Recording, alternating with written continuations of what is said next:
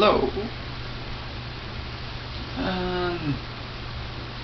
You've probably seen my other video, so I'm probably going to do more religion videos.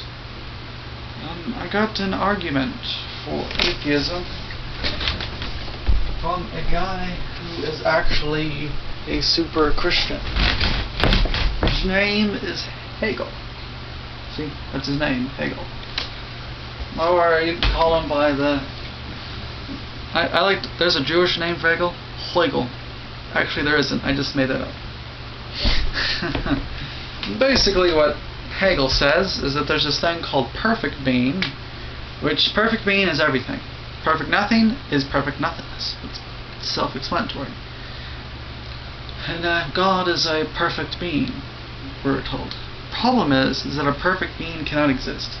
In Hegel's mind, existence is when you take perfect everything and perfect nothingness and you jam it together. And the reason why a perfect being cannot exist is because it has no negation. For something to exist, there has to be negation. The basic idea is that if I call this book black, I'm calling it not teal-ish, not white-ish.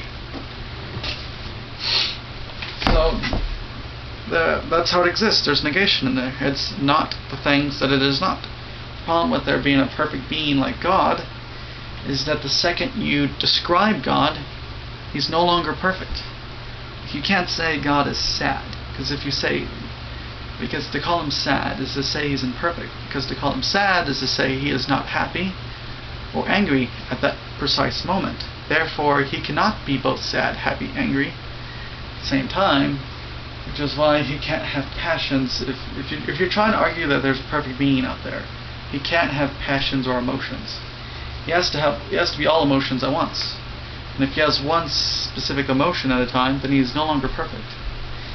So pretty much to describe a perfect being is to negate a perfect being, because a perfect being cannot be described. Because a perfect being would have to be all possible descriptions all at once, even if it's contradictory. That's the problem. It breaks the law of non-contradiction, law of identity, all the laws of logic.